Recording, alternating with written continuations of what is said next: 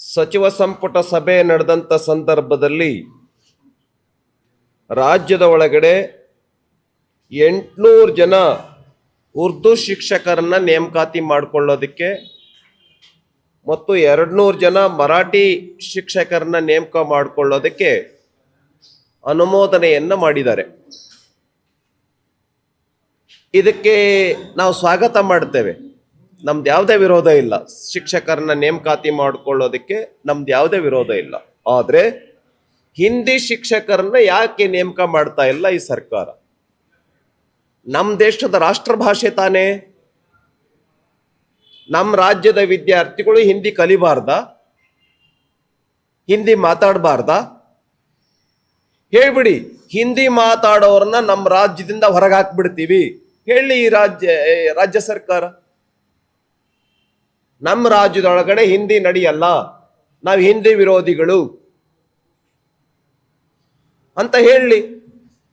ಹಾಗಾಗಿ ಭಾರತೀಯ ಜನತಾ ಪಾರ್ಟಿಯಿಂದ ನಾನು ಆಗ್ರಹ ಪಡಿಸ್ತಾ ಇದ್ದೇನೆ, ಕೂಡಲೇ ಹೇಗೆ 800 ಜನ ಶಿಕ್ಷಕರನ್ನ ಉರ್ದು ಭಾಷೆಗೆ, ಅದೇ ತರ ಮರಾಠಿಗೆ 200 ಜನ ಶಿಕ್ಷಕರನ್ನ ನೇಮಕ ಮಾಡಿಕೊಳ್ಳೋದಕ್ಕೆ ಅನುಮೋದನೆಯನ್ನ ಮಾಡಿದಿರಿ, ಅದೇ ತರ ಹಿಂದಿ ಶಿಕ್ಷಕರ ನೇಮಕಾತಿಗೂ ಕೂಡ ಸರ್ಕಾರ ನಿರ್ಧಾರ ಮಾಡಬೇಕು ಅಂತ ನಾನು ಆಗ್ರಹ ಪಡಿಸ್ತೇನೆ. ಇಲ್ಲ ಅಂತ ಹೇಳಿದ್ರೆ ಈಗ ಆಲ್ರೆಡಿ ಸಾಕಷ್ಟು ಸಾವಿರಾರು ಶಾಲೆಗಳಲ್ಲಿ ಹಿಂದಿಯನ್ನ ಕಲಿಸ್ತಾ ಇದ್ದಾರೆ. ಆ ಶಿಕ್ಷಕರ ಪರಿಸ್ಥಿತಿ ಏನಂಗಾದ್ರೆ? ಹಾಗಾಗಿ ಕೂಡಲೇ ಸರ್ಕಾರ ತೀರ್ಮಾನವನ್ನ ಮಾಡಬೇಕು ಅಂತೇಳಿ ನಾನು ಈ ಸಂದರ್ಭದಲ್ಲಿ ಆಗ್ರಹ ಪಡಿಸ್ತೇನೆ. ಇನ್ನು ನಾಗೇಂದ್ರ ಅವರಿಗೆ ನಾವು ಹೋರಾಟವನ್ನ ಮಾಡ್ತಾ ಇದ್ದೇವೆ, ನಾಗೇಂದ್ರ ಅವರ ರಾಜೀನಾಮೆಯನ್ನ ಕೊಡಬೇಕು ಅಂತ. ರಾಜ್ಯ ಸರ್ಕಾರ ಮೊಂಡು ಹಠವನ್ನ ಮಾಡ್ತಾ ಇದೆ. ಭ್ರಷ್ಟಾಚಾರಗಳಿಗೆ ಪ್ರಮೋಷನ್ ಅನ್ನ ಮಾಡ್ತಾ ಇದೆ ಈ ಸರ್ಕಾರ. ಅಂದ್ರೆ ಪ್ರಮೋಷನ್ ಹೇಗ್ ಮಾಡಿದೆ ಅಂತ ಹೇಳಿದ್ರೆ, ಅವರಿಗೆ ಯೋಜನೆ ಮತ್ತು ಸಾಂಖ್ಯಿಕ ಇಲಾಖೆ ಅವ್ರ ಕೈನಲ್ಲಿತ್ತು. ಈಗ ಕಲ್ಯಾಣ ಕರ್ನಾಟಕದ ಅಭಿವೃದ್ಧಿಯ ಇಲಾಖೆನೂ ಕೂಡ ಅವರಿಗೆ ಕೊಟ್ಟಿದ್ದಾರೆ. ಅಂದ್ರೆ ಈ ಸರ್ಕಾರ ಭ್ರಷ್ಟಾಚಾರಿಗಳಿಗೆ ಪ್ರಮೋಟ್ ಮಾಡ್ತಾ ಇದೆ. ಈ ಸರ್ಕಾರಕ್ಕೆ ನಾಚಿಕೆ ಆಗ್ಬೇಕು. ನಾವು ಒಂದು ಕಡೆ ಇಡೀ ರಾಜ್ಯಾದ್ಯಂತ ಹೋರಾಟವನ್ನ ಮಾಡ್ತಾ ಇದ್ದೀವಿ, ಎಲ್ಲ ಜಿಲ್ಲೆಗಳಲ್ಲಿ ಹೋರಾಟ ಮಾಡ್ತಾ ಇದ್ದೀವಿ. ಎಸ್ಟಿಗಳ ಹಣವನ್ನ, ಬುಡಕಟ್ಟು ಜನಾಂಗದ ವಿದ್ಯಾರ್ಥಿಗಳ ಹಣವನ್ನ, ಬುಡಕಟ್ಟು ಜನಾಂಗದ ಸಣ್ಣ ಪುಟ್ಟ ವ್ಯಾಪಾರಸ್ಥರಿಗೆ ಏನು ಹಣವನ್ನ ಕೊಡಬೇಕಾಗಿತ್ತು ಅದನ್ನ ಕೊಡದೇನೆ, ಬುಡಕಟ್ಟು ಜನಾಂಗದ ವಾಲ್ಮೀಕಿ ಸಮುದಾಯದ ರೈತರಿಗೆ ಗಂಗಾ ಕಲ್ಯಾಣ ಬೋರ್ವೆಲ್ಗೆ ಹಣವನ್ನ ಕೊಡದೇನೆ,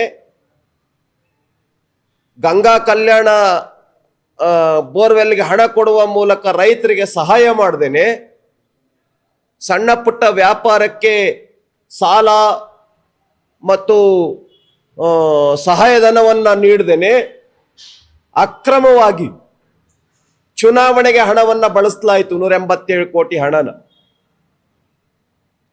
ತೆಲಂಗಾಣಕ್ಕೆ ಕಳಿಸಲಾಯಿತು. ಬಳ್ಳಾರಿ MP ಚುನಾವಣೆಗೆ ಕಳಿಸಲಾಯಿತು. 600 ಅಕೌಂಟ್ಗಳಿಗೆ, ನಾಗೇಂದ್ರ ಅವರ ಸಂಬಂಧಿಕರಿಗೆ, ನಾಗೇಂದ್ರ ಅವರ ಸ್ನೇಹಿತರಿಗೆ 600 ಅಕೌಂಟ್ಗಳಿಗೆ ಕಳಿಸಲಾಗಿದೆ. ಹಾಗಾಗಿ ಇಷ್ಟೆಲ್ಲ ತನಿಖೆಯಿಂದ ಹೊರಗಡೆ ಬಂದಾಗ್ಯೂ ಕೂಡ ಮೊದಲನೇ ಏನು the core of the house Siddaramaiah ಅವರು ಮುಖ್ಯಮಂತ್ರಿಗಳು ಇದ್ದಂಥ ಸಂದರ್ಭದಲ್ಲಿ ಸ್ವತಃ ಸಿದ್ದರಾಮಯ್ಯವರೇ ಒಪ್ಕೊಂಡಿದ್ದಾರೆ 187 ಕೋಟಿ ಅಲ್ಲ 87 ಕೋಟಿ ಕರಪ್ಷನ್ ಆಗಿರೋದು ಅಂತ ಹೌಸ್ನಲ್ಲಿ ಒಪ್ಕೊಂಡಿದ್ದಾರೆ. ಅವಾಗ ರಾಜೀನಾಮೆ ತೆಗೆದುಕೊಂಡ್ರಿ, ಮತ್ ಈಗ ಯಾಕೆ ಮಂತ್ರಿ ಮಾಡಿದ್ರಿ ಅವ್ರನ್ನ? ಕೋರ್ಟ್ ಏನ್ ಕ್ಲೀನ್ ಚಿಟ್ ಕೊಟ್ಟಿದ್ಯಾ? ನಿಮಗೆ ಯಾವಾಗ ಬೇಕು ಅವಾಗ ನೀವು ಕ್ಲೀನ್ ಚಿಟ್ ಕೊಟ್ಕೋಬಹುದು. ಕೋರ್ಟ್ ಕ್ಲೀನ್ ಚಿಟ್ ಕೊಟ್ಟಿದ್ಯಾ? ಅವ್ರ ಮೇಲೆ ಯಾವುದೇ ಭ್ರಷ್ಟಾಚಾರ ಇಲ್ಲ ಅಂತ ಕೋರ್ಟ್ ಹೇಳಿದೆಯಾ? ನೀವು ಯಾವಾಗ ಬೇಕಾದ್ರೂ ನಿರ್ಣಯ ಮಾಡ್ಬೋದು, ನೀವು ಯಾವಾಗ ಬೇಕಾದ್ರೂ ಕ್ಲೀನ್ ಚೀಟ್ ಕೊಟ್ಕೋಬಹುದು, ಆದ್ರೆ ಕೋರ್ಟ್ ಹೇಳಿದ್ಯಾ? ಹಾಗಾಗಿ ಈಗೇನು ಪ್ರಮೋಷನ್ ಮಾಡಿದ್ದೀರಾ, ನಿಮಗೆ ಸರ್ಕಾರಕ್ಕೆ ನಾಚಿಕೆ ಆಗ್ಬೇಕು. ಕೂಡಲೇ ನಾಗೇಂದ್ರ ಅವ್ರನ್ನ ಇಮ್ಮಿಡಿಯೇಟ್ ಆಗಿ ವಜಾಗೊಳಿಸಬೇಕು ಅಂತೇಳಿ ನಾವು ಮತ್ತೊಮ್ಮೆ ಆಗ್ರಹ ಪಡಿಸ್ತಾ ಇದ್ದೇವೆ. ಇನ್ನು ರಾಜ್ಯದ ಬರದ ವಿಷಯಕ್ಕೆ ಸಂಬಂಧಪಟ್ಟಂತೆ ರಾಜ್ಯದಲ್ಲಿ ರೈತರು ಮುಂಗಾರು ಬೆಳೆಯನ್ನ ಸಂಪೂರ್ಣವಾಗಿ ಕಳ್ಕೊಂಡಿದ್ದಾರೆ. ಮುಂಗಾರು ಬೆಳೆಯನ್ನ ಇಡೀ ರಾಜ್ಯದಲ್ಲಿ ದನಕರುಗಳಿಗೆ ಮೇವಿಲ್ಲ, ದನಕರುಗಳಿಗೆ ಕುಡಿಯೋದಕ್ಕೆ ನೀರಿಲ್ಲ, ಆಮೇಲೆ ರೈತರು ಕಂಗಾಲಾಗಿ ಹೋಗಿದ್ದಾರೆ, ಗುಳೆ ಹೋಗ್ತಾ ಇದ್ದಾರೆ. ಆದ್ರೆ ಈ ಸರ್ಕಾರ ರೈತರ ಪರವಾಗಿ ಒಂದೂ ನಿರ್ಧಾರವನ್ನ ಮಾಡಿಲ್ಲ, ಇದುವರೆಗೆ ಒಂದು ನಿರ್ಧಾರ ಮಾಡಿಲ್ಲ. ಅಟ್ಲೀಸ್ಟ್ ಕರ್ನಾಟಕ ರಾಜ್ಯದಲ್ಲಿ ಬರ ಇದೆ ಅಂತ ಎಲ್ಲರೂ ಮಾತಾಡ್ತಾ ಇದ್ದಾರೆ, ಬರ ಇದೆ ಅಂತ ಘೋಷಣೆ ಯಾಕೆ ಮಾಡ್ತಾ ಇಲ್ಲ? ನೀವೆಲ್ಲರೂ ಮಾತಾಡ್ತಾ ಇದ್ದೀರಿ, ಹೌದು ರಾಜ್ಯದಲ್ಲಿ ಬರ ಇದೆ ಅಂತ ಎಲ್ಲರೂ ಹೇಳ್ತಾ ಇದ್ರು, ಮುಖ್ಯಮಂತ್ರಿಯಿಂದ ಹಿಡ್ಕೊಂಡು 33 ಜನ ಎಲ್ಲ ಮಂತ್ರಿಗಳು ನೀವು ಹೇಳ್ತಾ ಇದ್ದೀರಾ. ಯಾಕೆ ಬರ ಇದೆ ಅಂತ ಘೋಷಣೆ ಯಾಕೆ ಮಾಡ್ತಾ ಇಲ್ಲ? ಹಾಗಾಗಿ ಕೂಡಲೇ ಬರಗಾಲಕ್ಕೆ ತುತ್ತಾಗಿರ್ತಕ್ಕಂಥ ರಾಜ್ಯ ಇದು ಅಂತ ಘೋಷಣೆ ಮಾಡಬೇಕು.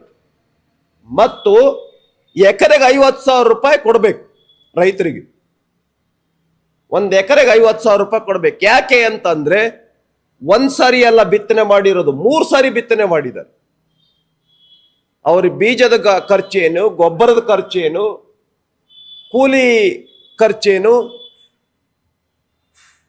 ಎತ್ತುಗಳಿಲ್ಲದೆ ಇರ್ತಕ್ಕಂಥವ್ರಿಗೆ ಟ್ರ್ಯಾಕ್ಟರ್ ಬಾಡಿಗೆ ಏನು, ಎತ್ತುಗಳು ಬಾಡಿಗೆ ಏನು, ಅವುಗಳ ಮೇವೇನು, 2.5 ತಿಂಗಳು ರೈತ ಕಂಗಾಲಾಗಿ ಹೋಗಿದ್ದಾನೆ. ಎಕರೆಗೆ 50,000 ರೂಪಾಯಿ ಕೊಡಬೇಕು ಅಂತ ಆಗ್ರಹ ಪಡಿಸ್ತೇವೆ. ಇಡೀ ರಾಜ್ಯಾದ್ಯಂತ ರೈತರಿಗಾಗಿ 10,000 ರೂಪಾಯಿ ಪ್ಯಾಕೇಜ್ ಅನ್ನ, 10,000 ಕೋಟಿ ರೂಪಾಯಿ ಪ್ಯಾಕೇಜ್ ಅನ್ನ ಅನೌನ್ಸ್ಮೆಂಟ್ ಮಾಡಬೇಕು ಅಂತ ಹೇಳಿ ಸರ್ಕಾರವನ್ನ ಆಗ್ರಹ ಪಡಿಸ್ತೇವೆ. ನ್ಯೂಸ್ ಫಸ್ಟ್ ನಿರ್ಭೀತಿಯಿಂದ ನಿಮ್ಮ ಪರವಾಗಿ.